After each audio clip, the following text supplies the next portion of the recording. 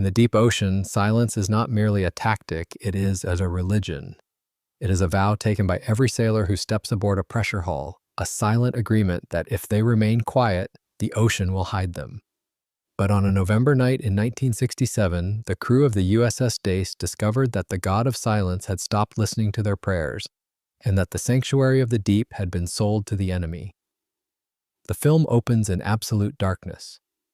There is no horizon, no sky, and no reference point to anchor the human eye. The only reality is the weight of the water. For a submariner, that the world is defined not by what can be seen, but by what can be heard. The ocean is a vast, crushing void where light cannot penetrate, but sound travels for hundreds of miles. In this environment, a submarine is not powerful because of its torpedoes or its nuclear reactor. It is powerful because it is a hole in the water. It is an absence. As long as it remains undetected, it is the most lethal weapon on Earth. Once detected, it is nothing more than a slow, fragile steel tube waiting to be crushed. This is the invisible contract. Every American submarine commander in the 1960s operated under the assumption that this contract was unbreakable. They believed that American technology, the sound isolation mounts for the turbines, the precision-milled propellers, the hydrodynamic hulls, gave them a cloak of invisibility that the Soviet Union could not pierce. They believed that the ocean was their ally. On November 14, 1967, the USS Dace, SSN 607, is patrolling the approaches to the Mediterranean Sea, operating on the edge of the acoustic frontier. She is a Thresher class, later Permit class, nuclear attack submarine, one of the most advanced vessels in the United States Navy. She is designed to dive deeper than 1,300 feet and run silent at speeds that would baffle a surface ship. Her mission is the bread and butter of the Cold War, trailing. Inside the control room, the atmosphere is a study in disciplined boredom. The lighting is rigged for red, preserving the night vision of the officer on the periscope, though at this depth, the periscope is lowered and useless. The air is cool, scrubbed of humidity, and smelling faintly of amine and ozone. The crew moves with the economy of motion that comes from months at sea. There are no sudden gestures, voices are kept to a murmur, coffee cups are placed on the rubber mats to prevent a clink against the steel tables. The Dace is not alone. Ahead of her, churning the water with the subtlety of a freight train, is a Soviet Project 627 submarine, known to NATO as the November class. The November is a beast of the early atomic age. It was the Soviet Union's first nuclear-powered submarine, a triumph of brute force engineering. It is fast, capable of 30 knots, and it is heavily armed. But it is also deafeningly loud. The Soviet engineers, in their rush to match American nuclear capability, failed to master the art of sound isolation. The November's turbines vibrate against the hull, its pumps whine, its propellers cavitate. To the sonar operators on the Dace, the Soviet boat sounds like a factory operating underwater. Commander Kinnaird McKee, the captain of the Dace, stands behind the sonar supervisors. He is a man of precise calculation, a veteran who understands the geometry of the hunt. Trailing a noisy Soviet submarine is considered a standard evolution, a gumshoe mission. The goal is to gather acoustic intelligence, to record the specific frequency of the Soviet ship's machinery, to map its patrol patterns, and to understand its tactics. The Dace maintains a trailing distance of roughly 2,000 yards. This distance is not arbitrary. It is the result of a careful risk assessment. At 2,000 yards, the Dace is close enough to hear every turn of the Soviet screw, but far enough back to react if the target does something unexpected. It sits in the baffles, the cone of deafness behind the Soviet submarine, where its own engine noise washes out its sonar. For hours, the two nuclear-powered vessels move in tandem through the dark water. The Soviet boat is the unwitting guide. The American boat is the shadow. It is a ritual of dominance. The Americans know exactly where the Soviets are. The Soviets, deafened by their own speed and machinery, have no idea they are being followed. Or so the Americans believe. The routine of trailing is broken only by the necessity of the clearing turn. This is a maneuver born of paranoia. Every submarine commander knows that he has a blind spot behind him. To check it, he must turn the ship, swinging the bow around so that the hull-mounted sonar array can sweep the water that was previously in the baffles. In the US Navy, this is a calculated, methodical procedure. In the Soviet Navy, it is often executed with violent abruptness. American crews call it Crazy Ivan. The Soviet submarine suddenly throws its rudder hard over, swinging wildly to the left or right, turning a full circle to check for followers. If a trailing submarine is too close, a Crazy Ivan is a collision hazard. If the trailer doesn't react instantly, the two 4,000-ton ships will smash into each other at speed. On the Dace, the sonar operator calls out the warning. Target is turning. Aspect change. He's coming right. The control room snaps into a higher state of alert. This is the moment of danger. McKee orders the Dace to slow and drift laterally. He does not turn away. He slides. The goal is to maintain the acoustic advantage while stepping out of the path of the turning Soviet boat. The Dace becomes a hole in the water, her reactor pumps slowed to a crawl, her crew freezing in place. The Soviet November thunders through its turn. Its sonar sweeps the area where the Dace had been just moments before. But because the American boat is silent and has moved to the flank, the Soviet sonar hears nothing but the empty ocean. The Soviet captain, satisfied that he is alone, straightens out his course and resumes his patrol. The Dace slips back into position, re-entering the baffles. The game resets. It is a maneuver they have practiced 100 times. It confirms the American worldview. The Soviets are clumsy, paranoid, and blind. We are agile, professional, and invisible. But on this patrol, the ritual feels different. As the hours drag on, the Dace settles back into the trail. The sonar operators watch the waterfall displays, the cascading green lines that represent sound over time. They see the thick, bright line of the November ahead. It is steady, loud, and predictable. But a sharp-eared sonar man notices something else. It is not a contact. It is barely a trace. It is a faint, intermittent anomaly in the lower frequencies, a ghost in the static. It appears on the display for a few seconds, then vanishes. Con, sonar. I have a transient low-frequency tonal, bearing 180, directly astern. Directly behind them, McKee steps into the sonar shack. He looks at the screen. The ocean is full of noise. Whales, distant shipping, thermal layers shifting. A single transient could be anything. It could be a biological sound. It could be a distant reflection of the November's noise bouncing off a canyon wall. Classify, McKee orders. Unable to classify, Captain. It's gone. The signal does not return. The ocean astern is quiet. McKee returns to the plot. He is a prudent officer, but he is also a realist. There is nothing behind them. They are in the open ocean. The only thing astern is the wake they are leaving, a trail of disturbed water that slowly dissipates into the Atlantic. The Dace continues its mission. The crew relaxes. The coffee is poured. The watch rotates. But the anomaly gnaws at the sonar chief. He adjusts the gain on the passive arrays. He filters out the noise of the November ahead. He listens to the empty water behind the ship. 2 hours later, the November executes another clearing turn. Again, the Dace slides to the side. Again, the Soviet boat sweeps the area and finds nothing. Again, the game resets, but this time, during the turn, the anomaly reappears. As the Dace maneuvers, shifting her aspect to the ocean, the passive sonar picks up a distinct mechanical sound from the stern sector. It is faint, almost subliminal, but it is rhythmic. It is not the random noise of the sea. It is the sound of a machine. Con, sonar, Sierra 2, bearing 175, contact is submerged. The classification hits the control room like a physical blow. A submerged contact behind them. McKee looks at the geometry. If there is a submarine behind them, it must be trailing the Dace just as the Dace is trailing the November. Is it a biologic? McKee asks. A whale? Negative, Captain. Blade rate detected. Single screw. Slow speed. It's diesel, sir. A diesel submarine. The identification creates a moment of cognitive dissonance. Soviet diesel submarines, the Foxtrot and Whiskey classes, are the workhorses of their fleet. They are numerous, but they are considered obsolete compared to the nuclear-powered Dace. They lack the speed to keep up with a nuclear boat. They lack the endurance. To trail a nuclear submarine, a diesel boat would have to run its engines hard, which would make it loud. But this contact is not loud. It is whisper quiet. It is running on its electric motors, the batteries driving the shaft with a silence that rivals the Dace itself.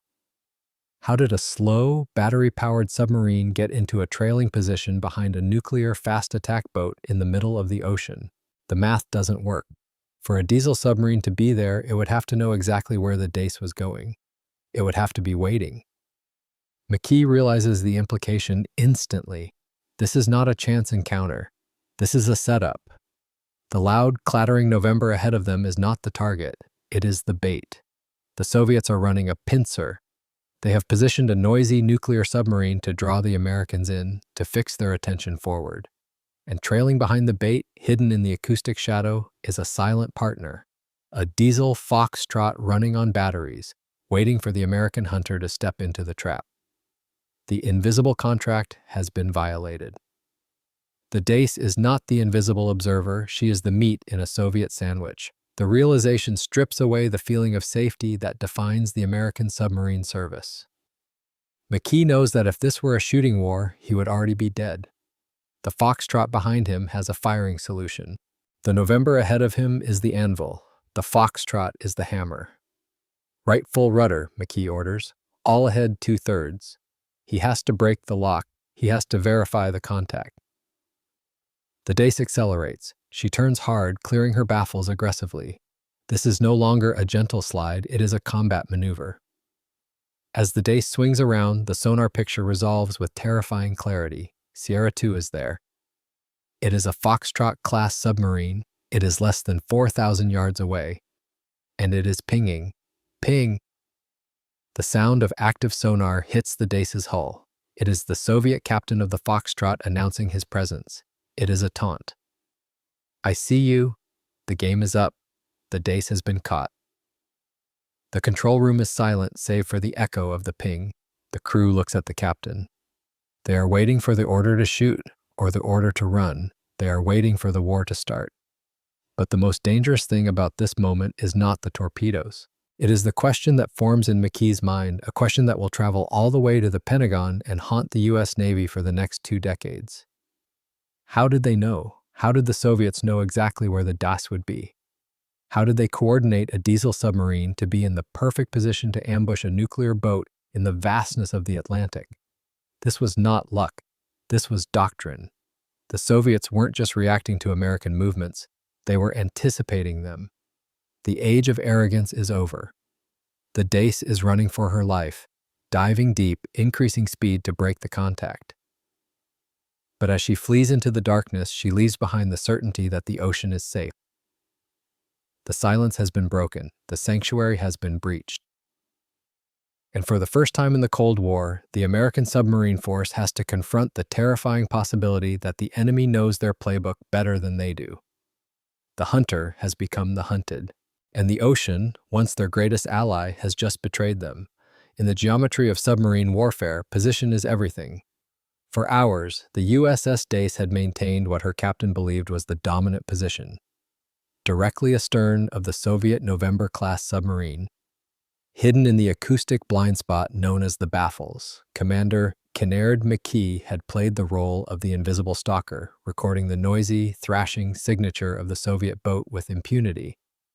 But with the detection of Sierra 2, the silent Foxtrot-class diesel submarine trailing directly behind him, the geometry inverted instantly. The hunter had not just become the hunted, he had become the meat in a tactical sandwich.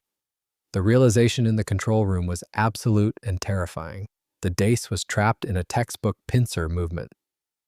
Ahead, the nuclear-powered November acted as the bait, making enough noise to mask the environment and fix the American submarine's attention. Behind, the battery-powered Foxtrot acted as the trap, creeping along in the Dace's own blind spot, waiting for the moment to strike. This was not a chance encounter. The probability of 2 Soviet submarines from different classes, one fast and loud, one slow and silent, accidentally converging on the same patch of ocean at the exact same time as a U.S. submarine was statistically 0. This was a coordinated ambush. The Soviets had anticipated that an American boat would be trailing the November. They had calculated the standard trailing distance used by U.S. Navy doctrine, and they had placed a sniper exactly where the American boat was supposed to be. Sierra 2 is ranging, the sonar officer reported, his voice tight. Active sonar intercept. He has a lock. The ping of the Foxtrot's active sonar was the final confirmation. A submarine does not go active unless it is ready to shoot. In a war scenario, the next sound the crew of the Dace would hear would be the high-speed scream of torpedo propellers entering the water. At a range of 4,000 yards, the time of flight for a Soviet torpedo would be less than 3 minutes. McKee had to break the geometry. He had to shatter the trap before the trap snapped shut. The Dace was a nuclear submarine. Her advantage over the diesel Foxtrot was raw power. A diesel boat running on batteries is quiet, but it is slow. It has limited endurance. If it sprints to catch a target, it drains its battery in an hour. The Dace, fueled by a S5W reactor, could run at flank speed forever. "All ahead flank," McKee ordered. "Cavitate. Get us out of here." The order to cavitate is an admission of failure in stealth. It means spinning the propeller so fast that the water pressure on the blades drops below the vapor point, creating boiling bubbles of steam that collapse with a deafening roar. It turns the submarine into an underwater siren. But right now, silence was useless. The enemy already knew where they were. Speed was the only defense left.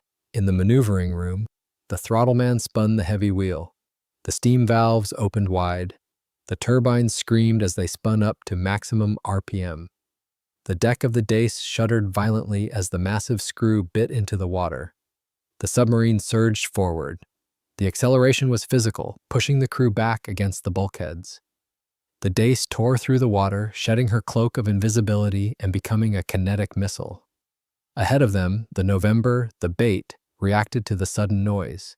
The Soviet captain surely heard the roar of the American submarine accelerating right behind him. He would have realized the game was up. But the Dace was not trying to hide from the November anymore. She was trying to outrun the Foxtrot. The Dace dove deep, passing 800 feet, heading for the safety of the abyss. She twisted and turned, executing violent, evasive maneuvers to break the sonar lock of the trailing submarine. The waterfall displays in the sonar shack were washed out by the noise of their own ship, a chaotic blur of static. They were flying blind, trusting in speed to save them. Minutes stretched into an eternity. The crew waited for the sound of a torpedo launch, the transient whoosh of compressed air ejecting a weapon. They waited for the explosion, but the ocean remained free of weapons. The Soviets did not shoot. This was the Cold War, not a hot one. The ambush was a message, not an assassination. The Soviet commander had achieved his objective. He had proven that the Americans could be caught. He had humiliated the technological superiority of the United States Navy without firing a shot. He had forced a nuclear fast-attack submarine to run away from a diesel boat. As the Dace opened the range, putting 10, then 20 miles between herself and the trap, the sound of the Foxtrot faded. The diesel boat could not keep up. The November, perhaps realizing it was no longer the primary player, continued on its patrol or turned for home. McKee ordered the ship to slow. The roar of the engine subsided. The cavitation stopped. The Dace returned to her natural state of silence, drifting once again in the deep Atlantic. But the silence inside the hull was different now. It was heavy with the weight of a paradigm shift. In the wardroom, McKee and his officers debriefed the encounter. They laid out the charts, they drew the vectors, they looked at the timing, and the more they looked, the more terrifying the picture became. The coordination required to pull off such a pincer movement was staggering. The November and the Foxtrot had to be in communication. They had to know exactly where the Dace would be. They had to predict the American behavior perfectly.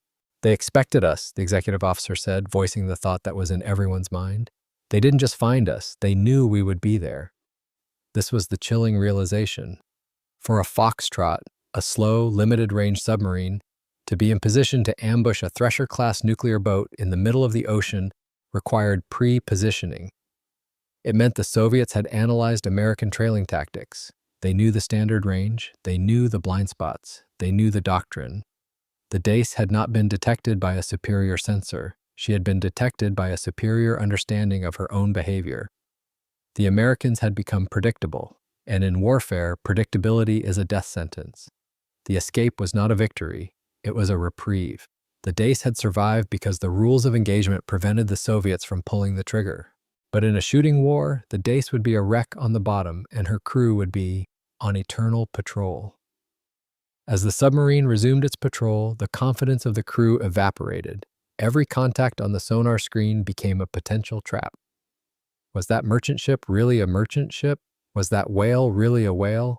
Or was it another foxtrot sitting on the bottom on battery power, waiting for them to pass? The invisible contract had been torn up. The ocean was no longer a neutral medium that hid everyone equally. It was a rigged game. The report that McKee wrote and sent to ComSublant, Commander Submarine Force Atlantic, was dry and technical, as naval reports are required to be. It listed bearings, ranges, and acoustic frequencies, but reading between the lines, the message was a siren of its own. We are compromised. They know how we hunt. The Dace incident was the first crack in the dam.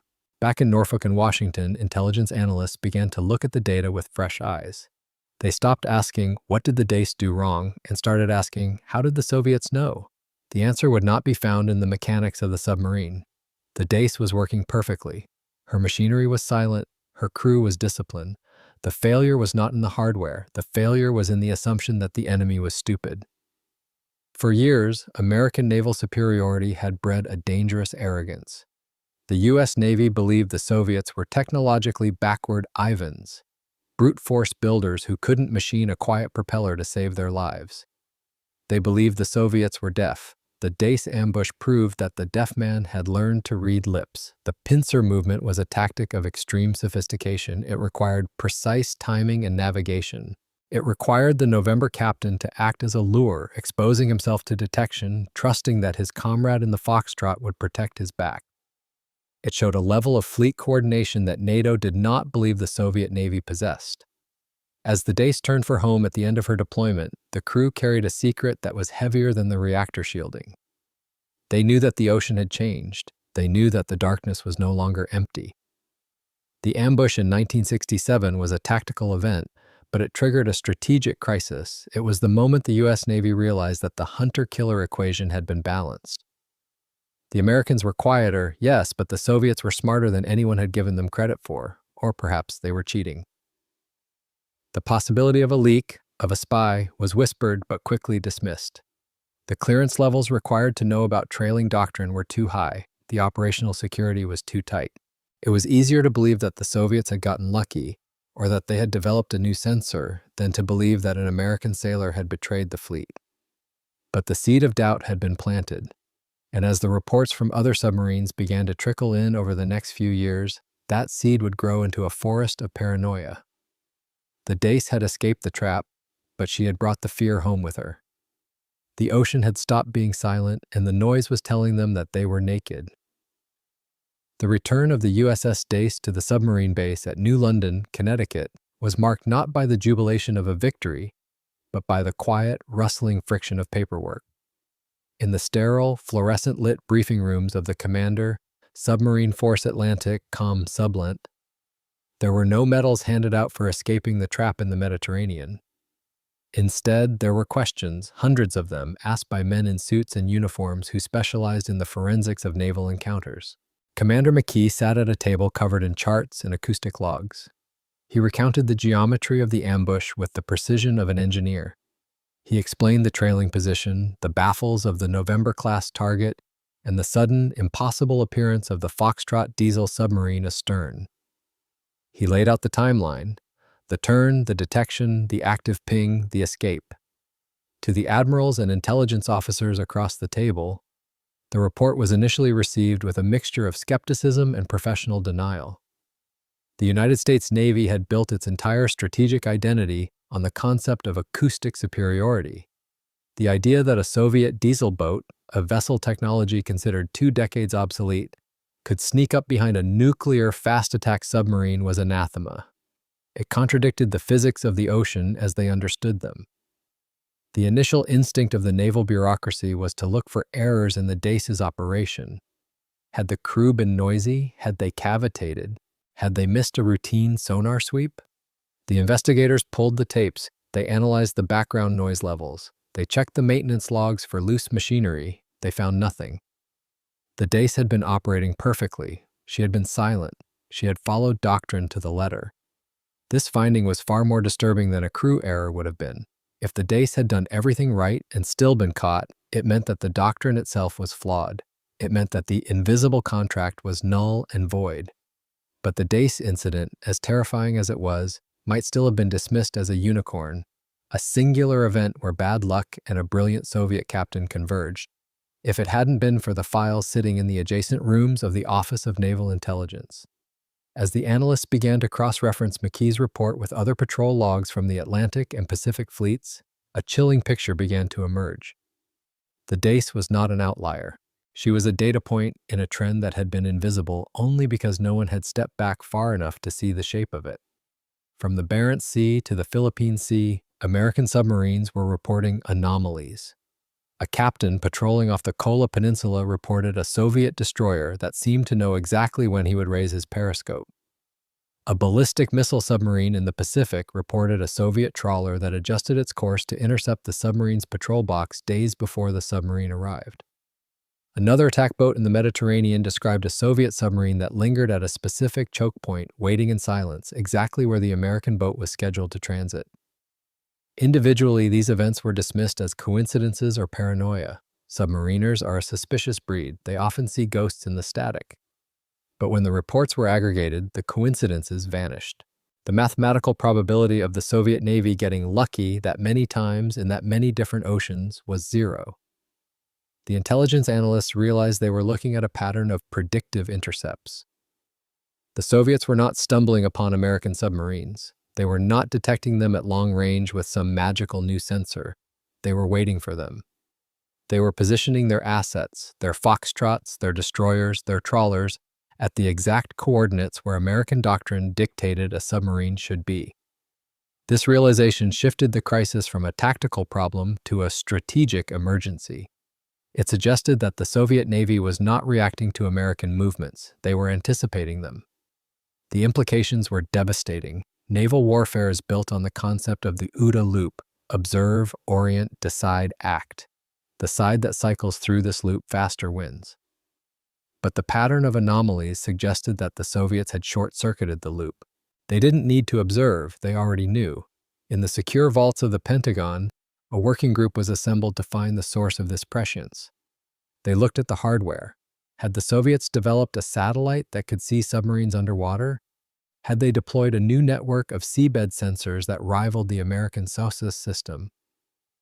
The scientists and engineers argued over the physics. They looked at wake detection, thermal scarring, and radiation sensing. They poured millions into blue sky research, trying to find the technological magic bullet that the Soviets must have fired. But while the scientists looked at the future, the operators looked at the past. They looked at the doctrine. American submarine tactics in the 1960s were rigid, standardized, and drilled to perfection. Every captain went to the same schools. Every crew practiced the same maneuvers. The trailing position was always 2,000 yards back, 60 degrees off the baffles. The clearing turn was always executed at specific intervals.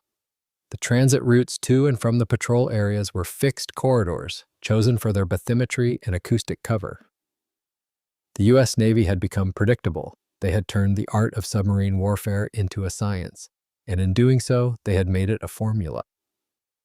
And if there is one thing the Soviet system excelled at, it was analyzing formulas. The analysts hypothesized that Soviet intelligence had simply watched the Americans long enough to learn the dance steps. They had built a pattern of life model. They knew that if an American submarine left Holy Loch on a Tuesday, it would likely pass through a specific grid square in the Norwegian Sea on a Thursday. They knew that if a contact was detected, the American captain would turn away, not toward. They had reverse-engineered the American playbook.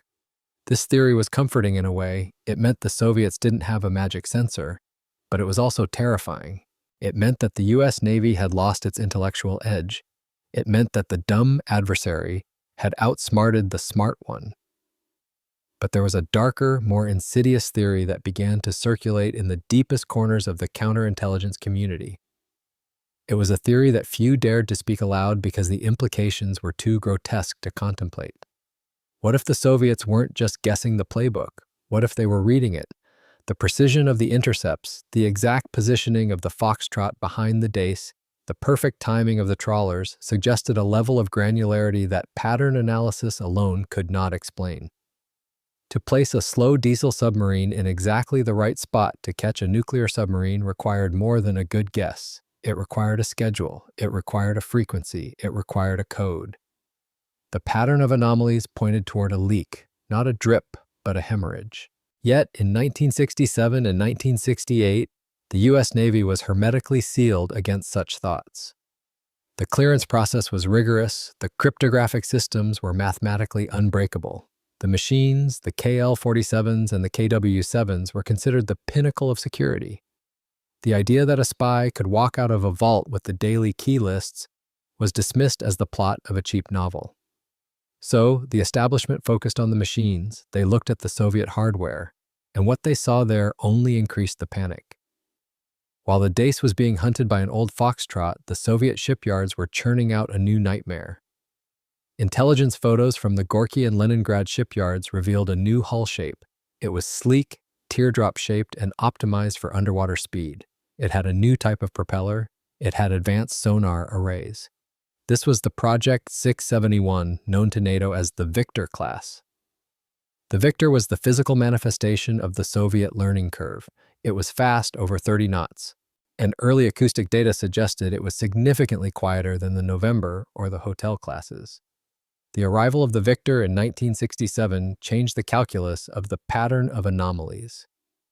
If the Soviets could track American subs with clunky diesel boats using predictive tactics, what could they do with a fast nuclear-powered attack submarine that could actually keep up? The phantom parity began to take shape in the minds of the American admirals.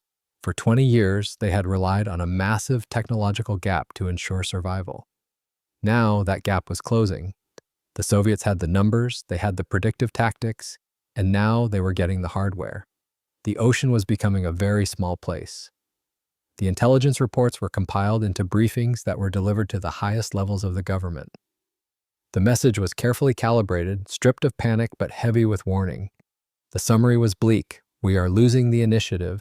The enemy is inside our decision cycle. The reaction was a shift in operational tempo. The Navy began to change the way it moved. They varied the patrol routes. They introduced randomization into the schedules. They told captains to break the mold, to act unpredictably. But you cannot improvise a nuclear deterrent. The sheer size of the fleet, the logistics of fuel, food, and weapons, required a system. And any system creates a pattern. As the 1960s ended, the U.S. Navy found itself in a crisis of confidence. The crews went to sea, but the swagger was gone. They knew that the silent religion had been desecrated. They knew that silence was no longer a guarantee of safety. It was just a prerequisite for survival. The Dace incident had opened the door to a room full of monsters. The analysts had turned on the light and found that the monsters were not under the bed. They were sitting at the table reading the mail. The pattern was undeniable. The Soviets were not just getting better, they were getting help. But the source of that help remained a ghost, hidden in the labyrinth of the U.S. Naval Communications Network. The systemic fracture was complete. The trust between the sailor and the sea was broken, and the trust between the Navy and its own secrets was about to be tested to destruction. The ocean had stopped being a wilderness and had become a stage where the enemy knew the script, and the Americans were just beginning to realize that they were no longer the directors of the play. They were merely the actors, reciting lines that had already been stolen. In the high-stakes poker game of the Cold War, the United States Navy had always played with a stacked deck. For 20 years, American admirals slept soundly in the knowledge that while the Soviet Union possessed a massive fleet, it was a fleet of tractors. Soviet submarines were rugged, double-hulled beasts capable of taking punishment, but they were acoustically crude. They were loud. In the underwater environment, where stealth is the only currency that matters, a loud submarine is nothing more than a target. This technological arrogance was the foundation of NATO's naval strategy. It allowed the U.S. to accept being outnumbered 3-1 because one American Sturgeon or Permit-class submarine could detect, track, and kill 3 noisy Soviet Novembers before they even knew they were in a fight. But in late 1967, just as the USS Dace was limping away from her humiliation in the Mediterranean, a new shape began to emerge from the covered shipyards of Leningrad and Gorky. At first, it appeared only as a grainy shadow on satellite reconnaissance photos, a hull form that did not match the blocky, ship-like profiles of previous Soviet designs. It was smooth, it was tapered, it had the organic, fluid lines of a marine mammal. It was Project 671 Yorsh. NATO designated it the Victor class. The arrival of the Victor was a shock to the Western naval establishment that rivaled the launch of Sputnik. For the first time, the Soviet Union had built a true albacore hull, a teardrop shape optimized for underwater speed and silence. They had abandoned the surface ship architecture of the past and embraced the hydrodynamics of the future. When the first acoustic signatures of the Victor began to filter into the Office of Naval Intelligence, the panic in the Pentagon shifted from a slow burn to a fever. The Victor was not just a better tractor, it was a race car. It was fast, capable of over 30 knots submerged. But far more terrifying was what it didn't do. It didn't clank. It didn't rattle. The Victor was not silent by American standards. It still whined with the high-frequency tonals of its turbogenerators. But it was significantly quieter than anything the Soviets had built before. It represented a generational leap in engineering. The Soviets had learned how to raft their machinery, isolating the vibration of the engines from the hull. They had improved their propeller milling. They had coated the hull in cluster guard anechoic tiles that absorbed sonar pings like a sponge absorbing water. The phantom parity had arrived.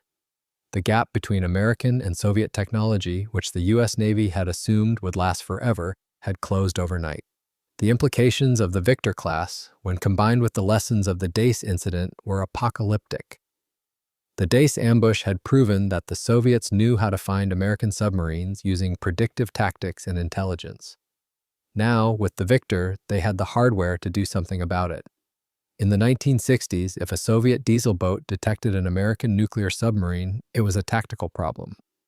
The diesel boat was too slow to catch the nuclear boat. It could only ambush. But a Victor was nuclear. It had unlimited endurance. It had the speed to run down a Sturgeon-class submarine in the open ocean. If the Soviets knew where the Americans were, thanks to the leaks, and they had a ship fast enough to catch them, the Victor, the Atlantic Ocean was no longer a sanctuary, it was a killing box. The psychological impact of the Victor on American crews was profound.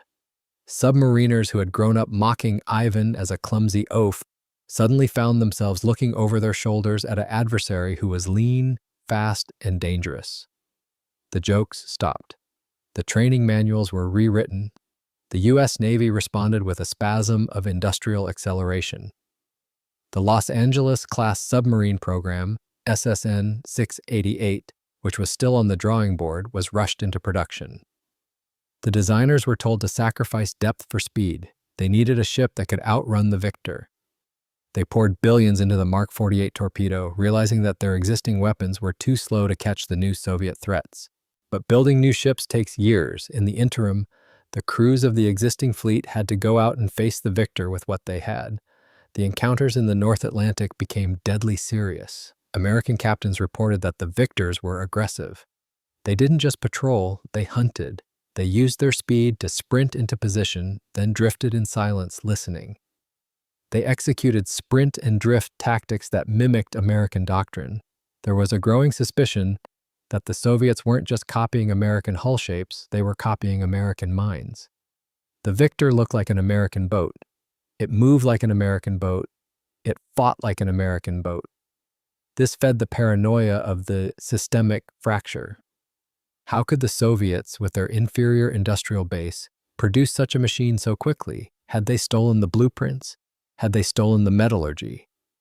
The truth was more complex. The Soviets had simply focused their immense resources on a single problem. They had thrown the full weight of the state into closing the gap. But the American intelligence community, blinded by its own sense of superiority, couldn't accept that the enemy was capable of innovation. They looked for a leak to explain the competence. And while they looked for stolen blueprints, the real leak, John Walker, continued to operate in the shadows, selling the operational schedules that made the Victor so effective. Walker didn't help them build the submarine, but he told them where to point it.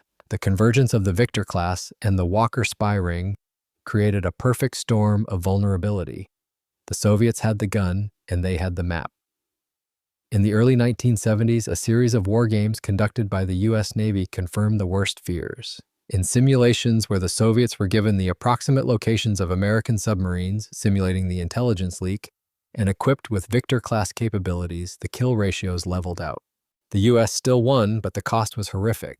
The exchange rate, the number of U.S. subs lost for every Soviet sub sunk, dropped from 110 to 12 or 11. For a Navy that relied on quality over quantity, a 1-1 exchange rate was a strategic defeat.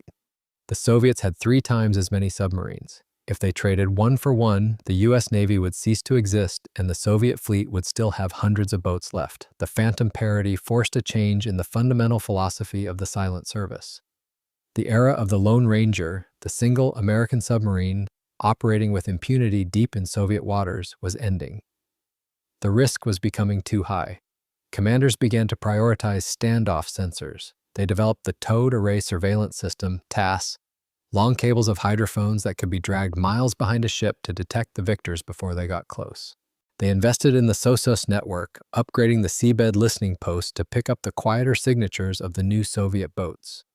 But the fear remained. The ocean had become a place of ghosts. Every sonar contact had to be treated as a victor until proven otherwise. Every shadow in the water was a threat. The arrival of the Victor II and Victor III in the 1970s only deepened the crisis. These updated versions fixed the flaws of the original. They were quieter. They had better sonar. The pod on the tail of the Victor III, a teardrop-shaped housing for a towed array dispenser, became the symbol of the new Soviet lethality. The U.S. Navy realized that they could not simply outbuild the Soviets. They had to outthink them. They had to restore the invisible contract that had been broken by the Dace incident. This led to a new era of deception. American submarines began to use signature management more aggressively. They used acoustic jammers. They hid in the noise of merchant ships. They developed the masker and prairie systems to hide the noise of their own engines with curtains of air bubbles. It was an arms race of noise. The Soviets tried to get quieter. The Americans tried to get quieter still. The background noise of the ocean became the contested ground. But beneath the technical struggle, the human question lingered. The unthinkable question that had been whispered after the Dace ambush was now being spoken aloud in the secure vaults of Langley and Arlington. If the Soviets have good submarines and they know our tactics, why haven't they won yet? Why are they still playing cat and mouse? The answer was chilling. The Soviets weren't trying to win the peace. They were preparing for the war. They were using the victors to practice. They were rehearsing the slaughter of the American SSBN fleet. The Victor class was not a defensive weapon, it was an assassin. Its job was to find the George Washington and Lafayette-class boomers and put a torpedo in them before they could launch their missiles. The phantom parity threatened the entire structure of mutually assured destruction. If the victors could hunt down the boomers, the American second strike capability was at risk. The stability of the nuclear standoff was wobbling. This existential dread drove the U.S. Navy to push its own technology to the breaking point. It drove the development of the USS Seawolf, the ultimate predator, designed to dive deeper and run quieter than anything else in the sea.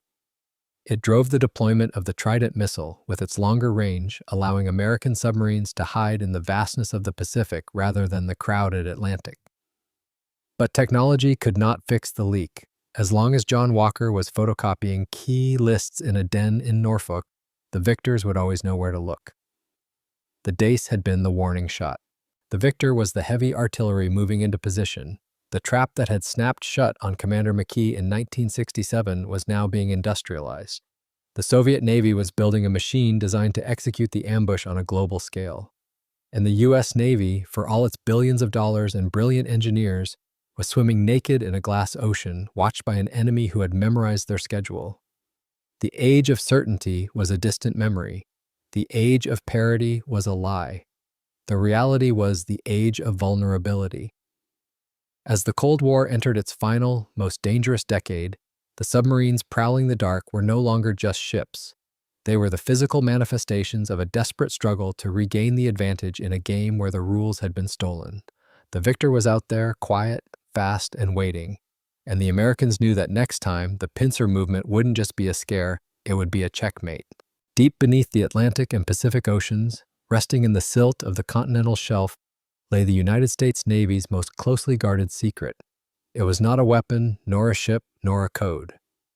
It was a nervous system. Thousands of miles of coaxial cable connected to massive hydrophone arrays formed a listening net that spanned entire ocean basins. This was the sound surveillance system known by the classified acronym SOSUS. For 3 decades, SOSUS was the bedrock of American naval supremacy. It was the underwater DU line, a sensor network so sensitive it could detect the cavitation of a Soviet submarine propeller from hundreds of miles away. To the admirals in Norfolk and Pearl Harbor, SOSUS was the ultimate cheat code. It turned the opaque ocean into a transparent stage. It allowed the U.S. Navy to track Soviet submarines from the moment they left their bases in the Kola Peninsula or Kamchatka, handing off the contact data to American attack submarines and patrol aircraft like a baton in a relay race. The strategic assumption was absolute. We hear them. They do not know we hear them. Therefore, we win. But as the 1970s progressed, the analysts sitting in the windowless shore stations at Keflavik, Iceland, and Centerville Beach, California, began to notice a disturbing trend. The transparent ocean was becoming cloudy. The reliable tracks of Soviet submarines were fragmenting.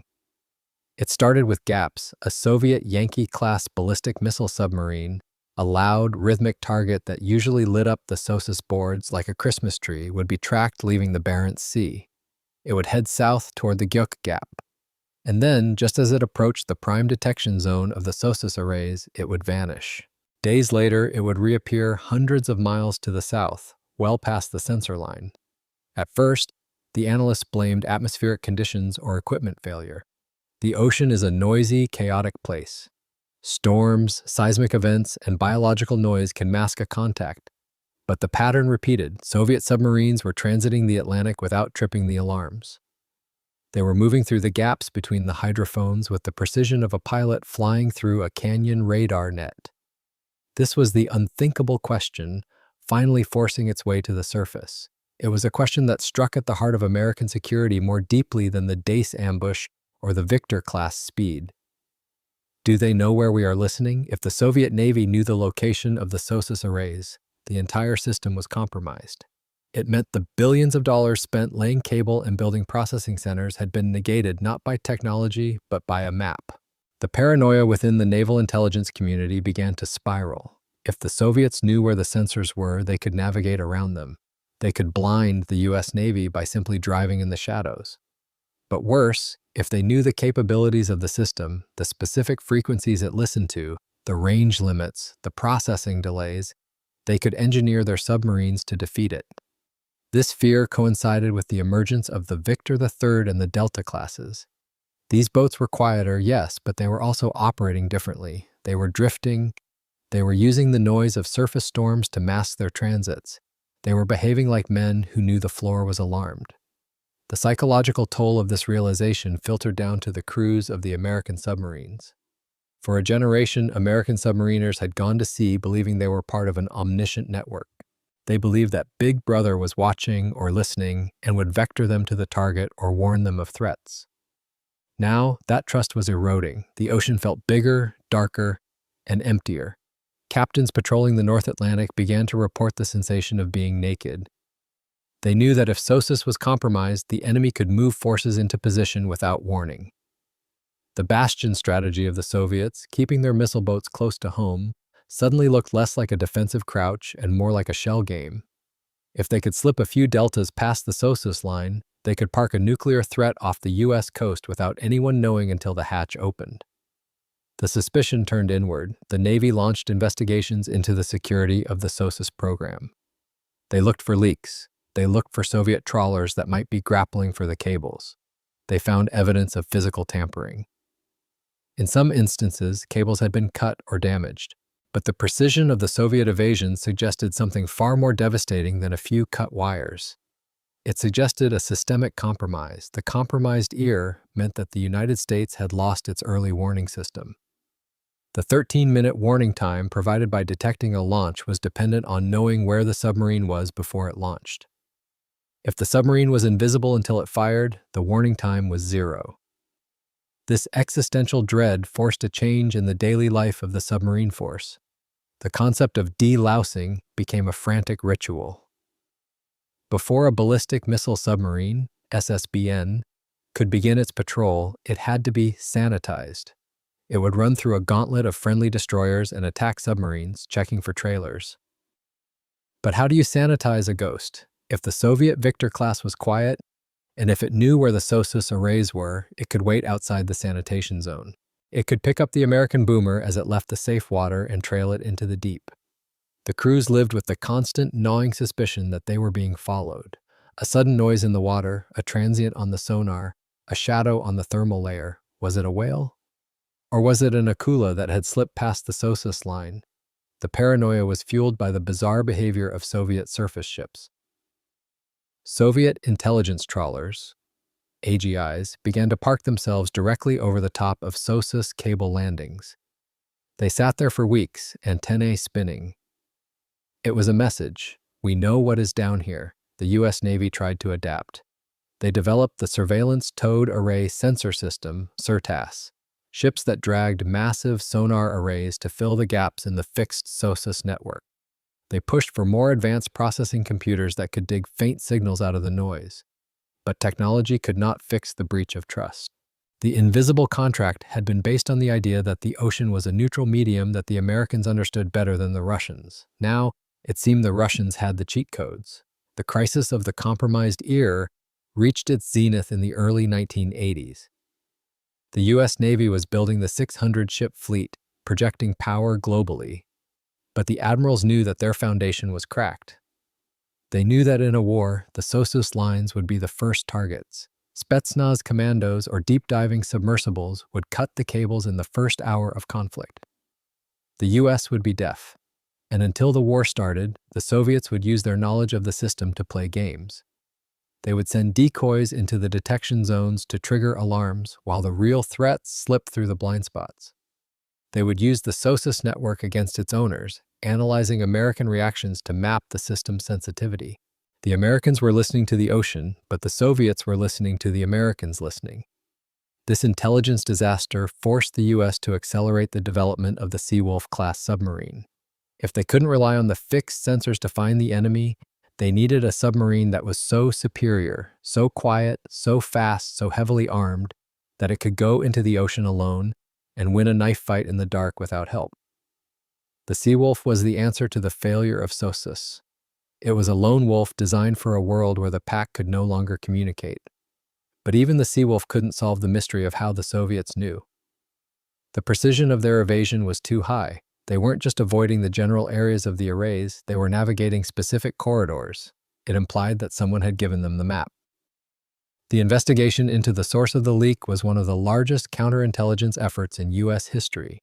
The FBI and the Naval Investigative Service scoured the ranks. They looked for disgruntled officers, for debts, for ideology. They missed the man who was right in front of them. John Anthony Walker was not an admiral. He was not a high-ranking intelligence officer. He was a warrant officer, a communications specialist. He didn't plan the battles, he fixed the radios. But in doing so, he had access to the cryptographic keys that secured the entire fleet's communications. Walker had been selling these keys to the Soviets since 1967, the same year the Dace was ambushed. For nearly 2 decades, every time the U.S. Navy transmitted a message about SOSUS contact reports, repair schedules, or gap coverage, the Soviets read it. They didn't need to find the cables on the ocean floor. They just read the maintenance log sent from Norfolk to Keflavik. They knew when an array was down for repairs. They knew which sectors were active. They knew the blind spots because the Americans broadcast them over the radio. The compromised ear was not a failure of acoustic engineering. It was a failure of cryptographic security. The ocean hadn't betrayed the Navy. The radio had. But the revelation of Walker's treachery was still years away. In the interim, the crews of the submarines bore the weight of the uncertainty.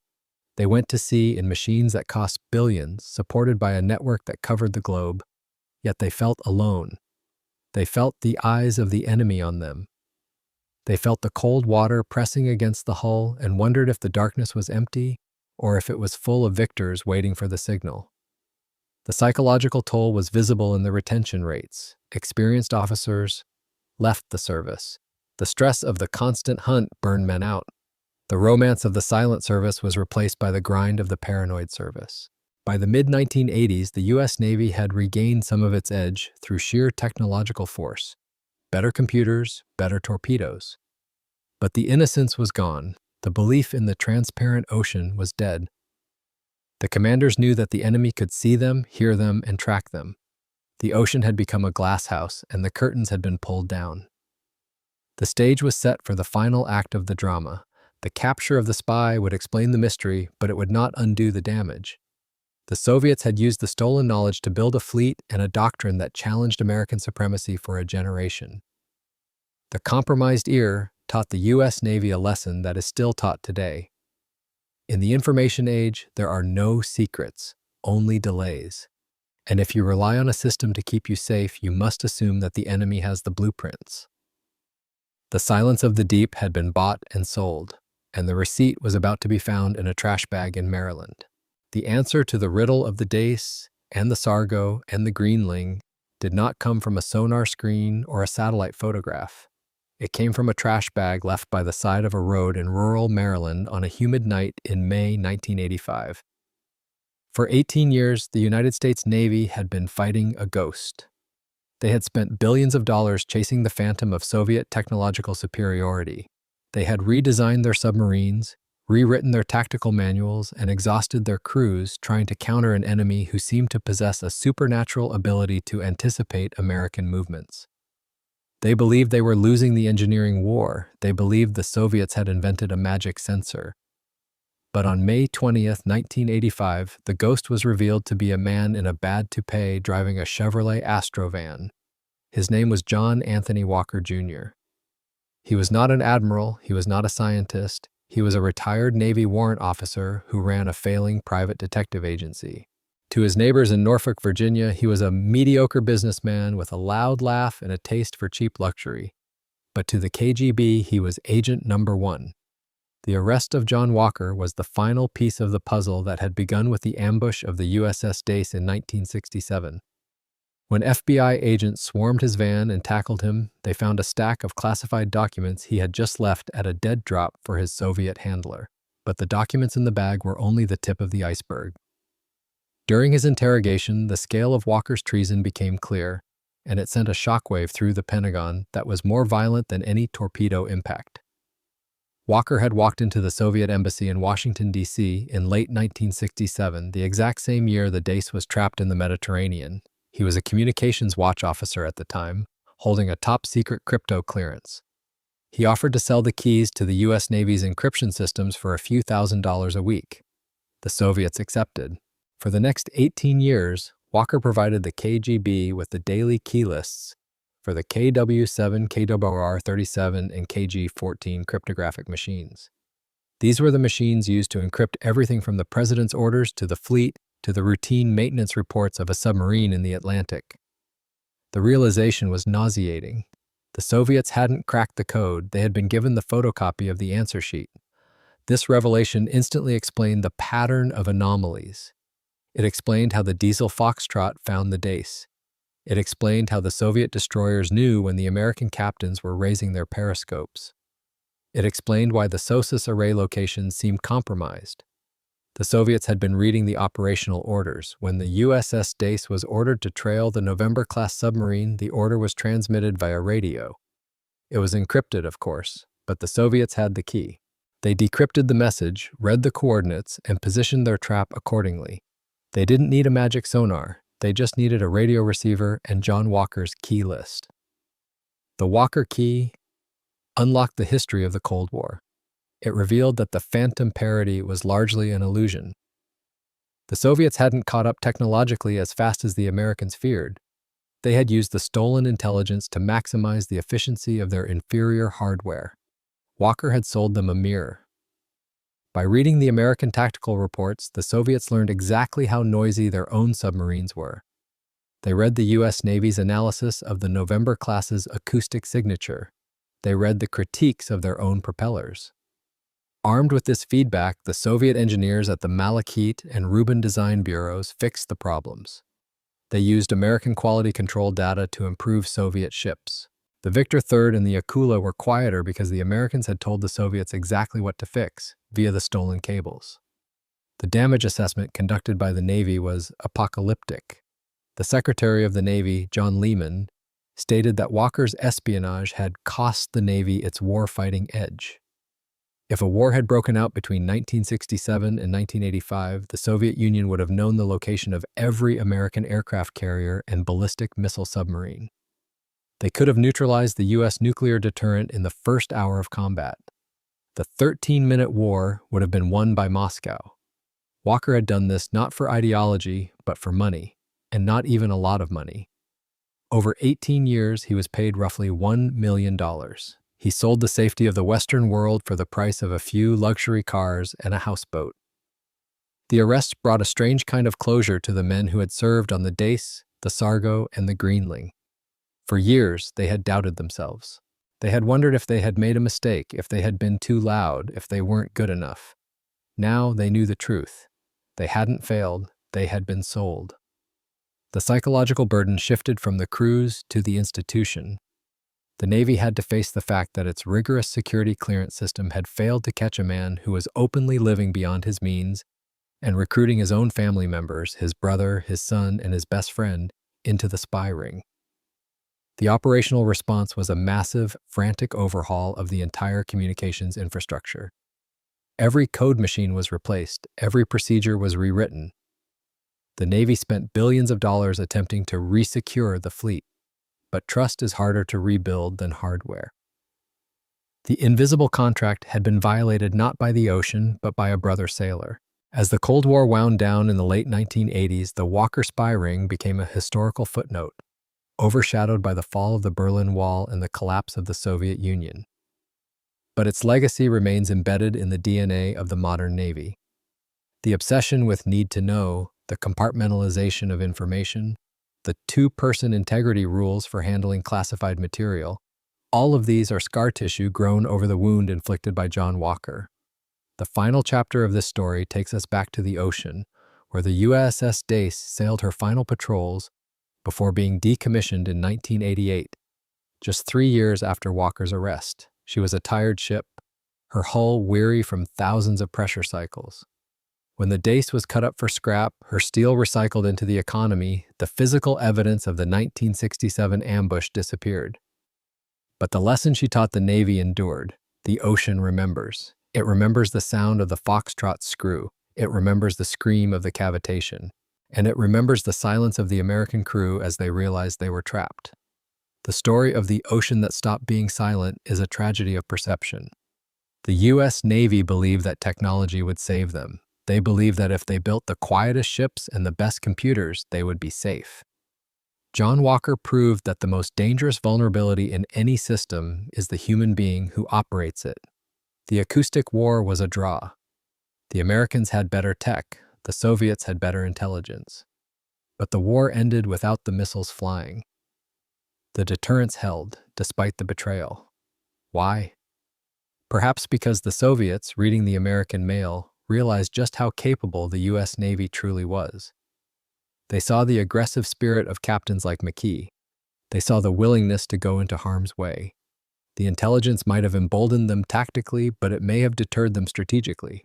They knew that even if they could find the submarines, killing them would unleash a whirlwind they could not survive. Walker gave them the locations, but he also gave them the proof of American resolve. Today, the ocean is silent again. The Victors and the Permits are gone. The new generation of submarines, the Virginias and the Yasins, prowl the deep with digital sonars and fiber optic sensors. The game continues, played by new rules and new technologies. But the ghost of Sierra II is still out there. Every submarine commander knows that there is no such thing as perfect stealth. They know that somewhere in the noise of the ocean or the noise of the data stream, there is a leak. They patrol with the knowledge that invisibility is a temporary state maintained by vigilance and destroyed by complacency. The day America realized its submarines were not invisible was the day the Navy grew up.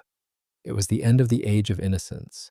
It was the moment they learned that the silence of the deep is not a gift. It is something you have to fight for every single minute. As the screen fades to black, we are left with the image of the ocean surface. vast, gray, and indifferent.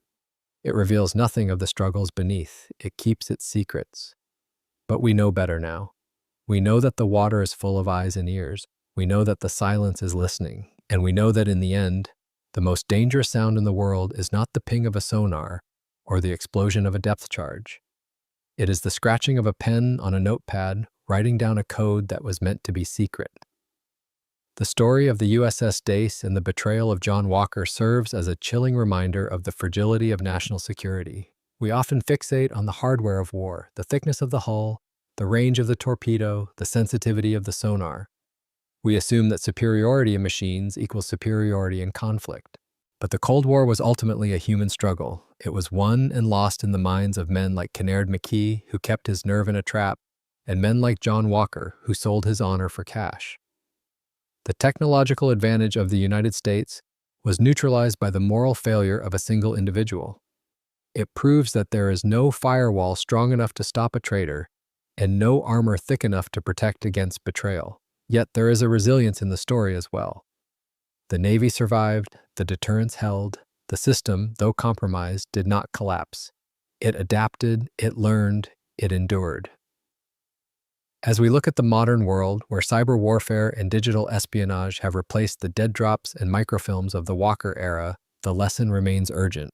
The tools change, but the vulnerability remains the same. The secret is only as safe as the person who holds it.